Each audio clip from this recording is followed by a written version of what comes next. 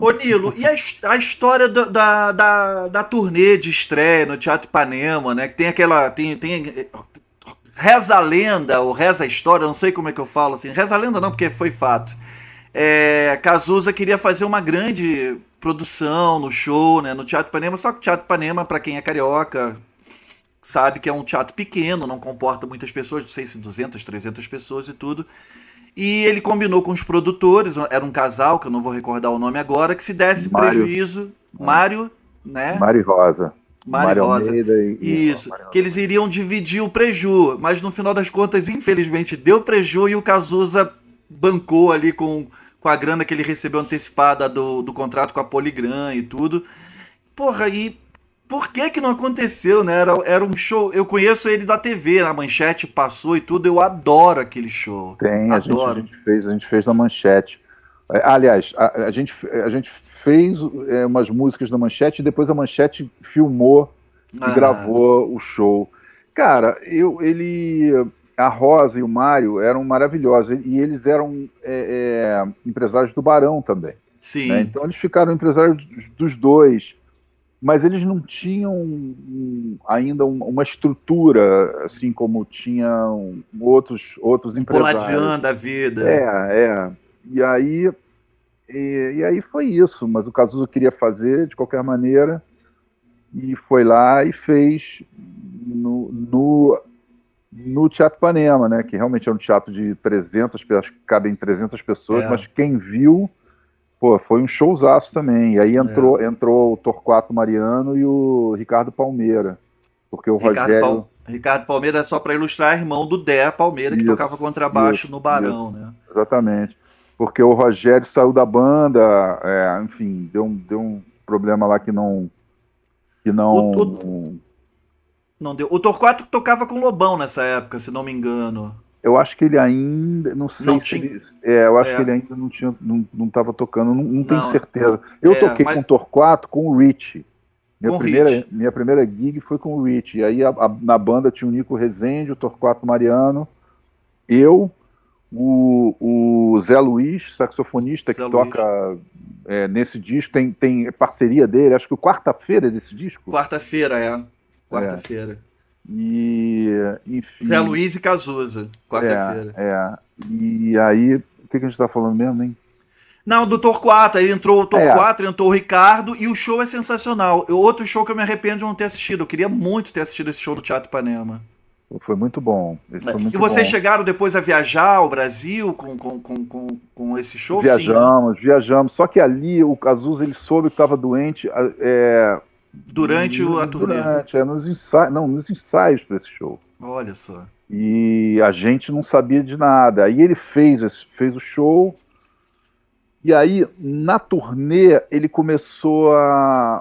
Assim, tinha uns shows meio pequenos, porque esse disco ele não aconteceu tanto quanto o primeiro, vocês Não, falaram não. isso. Porque Aham. o primeiro tinha música exagerada que veio, né? Assim, Carro-chefe. e também o seguinte, a música de trabalho, a primeira que é o Vai à Luta, foi a música de trabalho, não era para ser.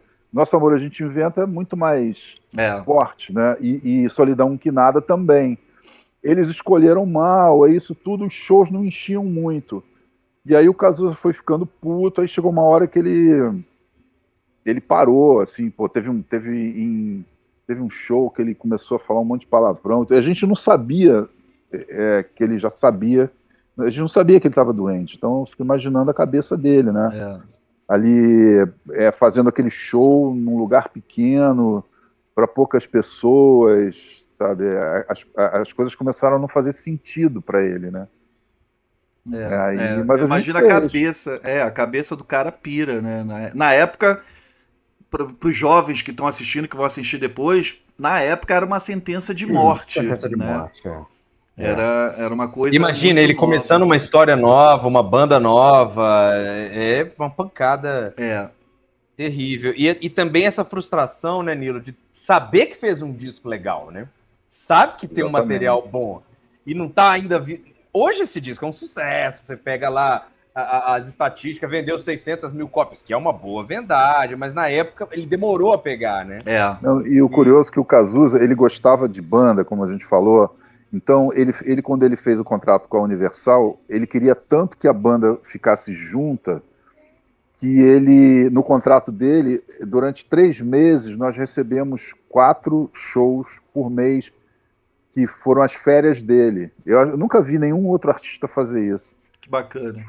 Aí a gente teve férias também, porque geralmente o artista tem férias e um músico, né? O músico que se Dailton vira. tá aí também. A galera toda fica ali, pô, aqueles meses a ver navios. O Cazuza fez questão de colocar isso em contrato. Quer dizer, mas você vê que aí aconteceu essa coisa com o Rogério já saiu, a banda já meio que não era a mesma. Uhum. E aí entrou o Ricardinho, eu chamei o Ricardinho e o Torquato, né? Porque eu achei que 2 ia ficar melhor. Sim. Né, ia ficar mais bem tocado. E foi uma coisa muito orgânica, né, Nilo? Você começou a tomar ali, vamos dizer assim, as rédeas da coisa de forma muito natural, né? Até você chegar na produção do Ideologia, pelo visto. O divisor de águas foi a gravação de Brasil, porque Brasil foi uma gravação para um filme do Lael Rodrigues e foi meio bagunçado, entendeu? Não tinha produtor, porque já não era mais Nação Livre, aí já não tinha mais o Jorge Gordo Guimarães, tinha o Ezequiel Neves e nitidamente precisava de uma outra pessoa. Então, Brasil, você pode ver que o som da faixa é muito pior do que o resto do álbum. Do álbum. Foi uma faixa que foi gravada meio qualquer nota e aí ficou aquele lance, justamente, o Batera falando assim, porra, mas cara, se você não é o produtor, o que você tá falando? Sabe, um negócio assim meio esquisito. Então foi um divisor de águas ali, né? E como eu sempre ouvia, levava sempre ideias, né? O meu lado não era, eu não produzi pelo meu lado de estúdio, eu não sabia quase nada de estúdio. Eu tinha 4 canais em casa, a gente fez as demos do Ideologia no 4 canais, mas eu não entendia nada de estúdio. Eu fui perguntar qual era o melhor estúdio lá na Poligram, que tinha um estúdio 1, um estúdio 2. O estúdio 2 é melhor que o 1. Quem eram os melhores técnicos, né? Então, esse lado técnico, eu fui pegando, assim... Fazendo, na prática. No flow, exatamente. Né? O Crer. lado dos arranjos é que... Eu não sei se o Romero tem alguma pergunta agora pro Nilo, porque eu tô naquela... Assim, eu sou ariano, né, bicho? Eu sou ansioso, eu tô louco pra entrar no faixa-faixa já. Vamos lá. Eu gostei quando você falou que era ariano pro Frejá. Você falou, eu sou ariano igual o Cazuza. Ele, Deus me livre. Eu falei... Eu não sei por que o papo tava rolando. Eu falei, não, porque eu também acho que foi isso, eu me identifico muito com as letras, eu também sou ariano. Ele, Deus me livre, outro na minha vida. Outro não. Tem umas perguntas pro Nilo no chat, né? Então, eu queria fazer assim, eu vou fazer o faixa-faixa, aí a gente, depois acabando o faixa-faixa, faz as perguntas pro Nilo. Pode ser, rapaziada?